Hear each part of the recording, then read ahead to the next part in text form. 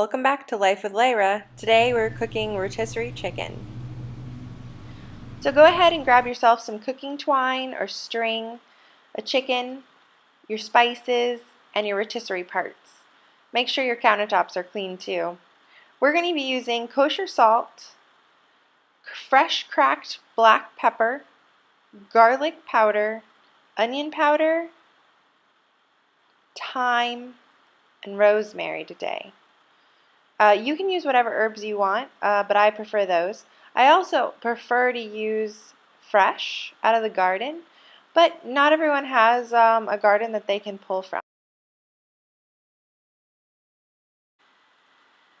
So this chicken has already been washed and all of its parts have been removed.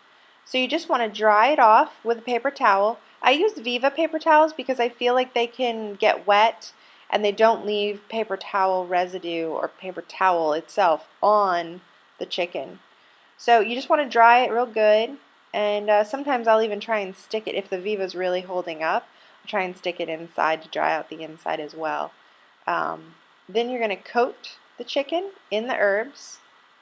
Whatever herbs after you're finished coating that you have left, go ahead and shove them inside. Now, this next step is a total option. The idea comes from Alton Brown. When he makes chicken wings, to make them super crispy, he puts the chicken in the refrigerator for a few hours just to allow the skin to dry out a little bit more for a crispier chicken wing. So sometimes when I have the time, I will do that with my rotisserie chickens as well, because the part of the rotisserie chicken that everyone loves is the skin.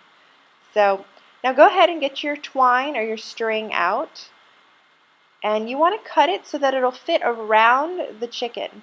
Now my chicken is smaller than most of the chickens you're going to come in contact with, so just keep that in mind when you're cutting. So once you have your 2 to 3 pieces of string and your chicken's all ready, you can go ahead and slide the bar through the center of the chicken, coming out the head, and then you're going to take your, I want to call them like fork skewers or something. I don't know the technical term, but you know, stabby devices works. You want to slide your stabby devices onto the ends, stabby side in, because you actually want to stab your chicken. So go ahead, line it up, slide it on, and then one stabby device on the top of the chicken. You want to stab the fleshiest part. So the chest in the front is the stabbiest, or has the most stabbability, and the bottom fork-like stabby implement, you want to actually go in the back, like near the tail, and you want to stab right there because that's the fleshiest part and it'll give you the most amount of hold. So now you have to break the skin and then get into the flesh, and it takes a little bit of maneuvering, and the chicken can be very slippery. Once you get that on, you're going to go ahead and screw your little wing nut screw-like thing into the bar, and that's going to cause pressure so that the bar can't slide up and down. You want the least amount of movement possible for your chicken so that when it's turning, it's just cooking and not flopping around too much. As it is, it's already going to be weighted belly down, and so it's already going to have it's already going to want to stay belly down when it's in the rotisserie. So once you get all that done, then you can go ahead and secure its little wings, and you just tie it. You can always do an extra knot or whatever knot works for you.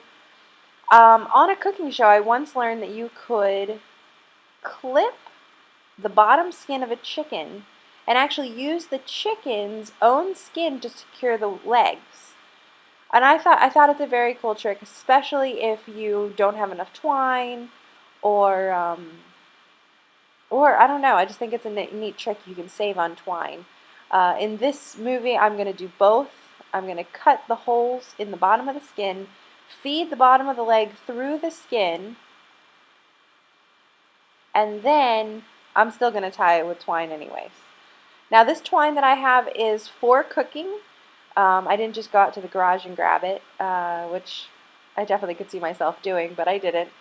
And it's also 100% cotton, which is also important. You don't, want any chemicals or anything on your food.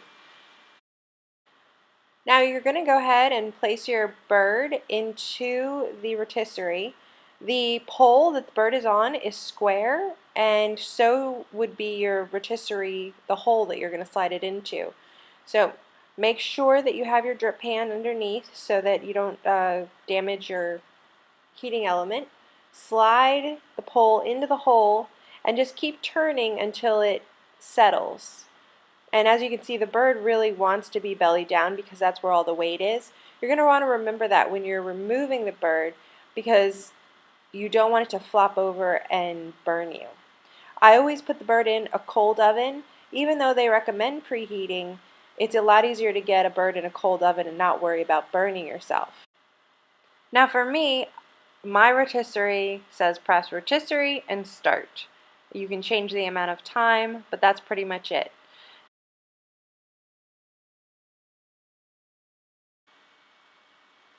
Now if you're setting up your own oven, you're going to want to set it to 300 to 350 degrees, and you're going to want to cook 30 minutes per pound of chicken. Just some easy numbers.